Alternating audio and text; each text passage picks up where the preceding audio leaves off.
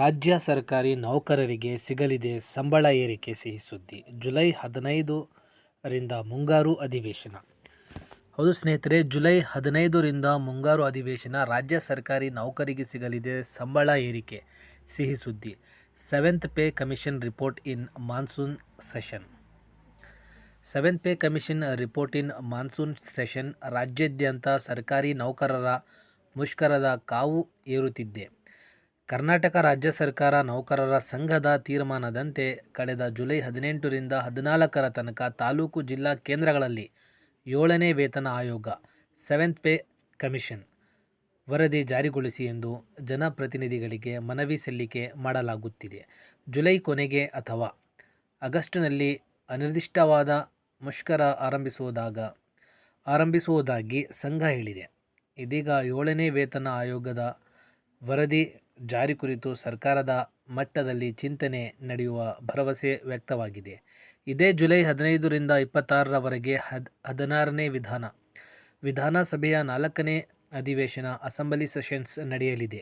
ಒಟ್ಟು 9 ದಿನಗಳ ಕಾಲ ನಡೆಯಲಿರುವ ಮುಂಗಾರು ಅಧಿವೇಶನದಲ್ಲಿ ಮಾನ್ಸೂನ್ ಸೆಷನ್ 7ನೇ ವೇತನ ಆಯೋಗದ ವರದಿ ಕುರಿತು ಚರ್ಚೆ ನಡೆಯುವ ಸಾಧ್ಯತೆ ಇದೆ. ಮುಷ್ಕರಕ್ಕೆ ತಯಾರಿ.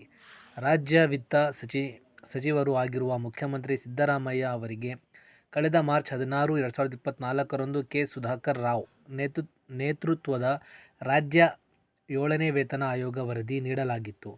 ಕಳೆದ 2 ಸಂಪುಟ ಸಭೆಯಲ್ಲಿ ಸದರಿ ವರದಿ ಕುರಿತು ಯಾವುದೇ ಗಂಭೀರ ಚರ್ಚೆ ಆಗದೆ ಇದ್ದುದರಿಂದ ನೌಕರರ ವಲಯ ಅಸಮಾಧಾನಕ್ಕೆ ಒಳಗಾಗಿದೆ.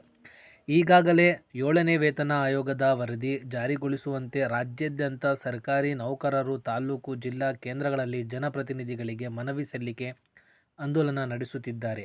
ಬಳಿಕ ಬೆಂಗಳೂರಿನಲ್ಲಿ ರಾಜ್ಯ ಕಾರ್ಯಕಾರಿಣಿ ಸಭೆ ನಡೆಸಿ ಸರ್ಕಾರ ಬೇಡಿಕೆಗೆ ಸ್ಪಂದಿಸದಿದ್ದಲ್ಲಿ ಅನಿರ್ದಿಷ್ಟಾವಧಿ ಮುಷ್ಕರದ ದಿನಾಂಕವನ್ನು ನಿರ್ಧರಿಸಲಿದೆ. ಹಣಕಾಸು ಇಲಾಖೆಯ ವರದಿ.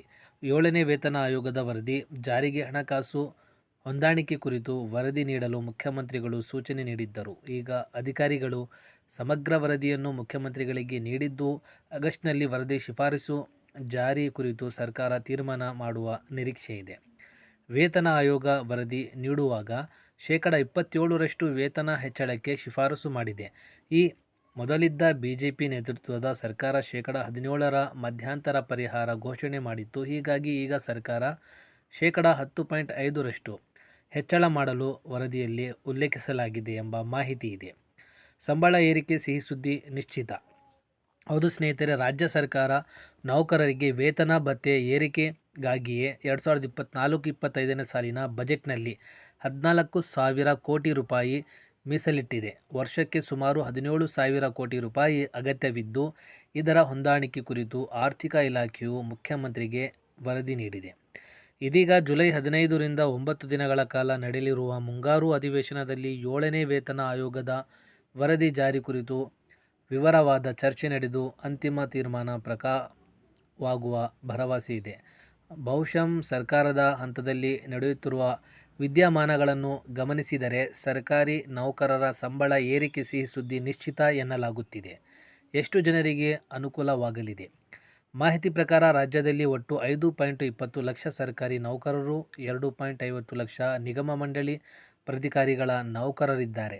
ಜೊತೆಗೆ 4.50 ಲಕ್ಷ ನಿವೃತ್ತ ನೌಕರರಿದ್ದು, ಒಟ್ಟಾರೆ 12.20 ಲಕ್ಷ ನೌಕರ ಕುಟುಂಬಗಳು ಸರ್ಕಾರದ ನಿರ್ಧಾರವನ್ನು ಎದುರು ನೋಡುತ್ತಿದೆ.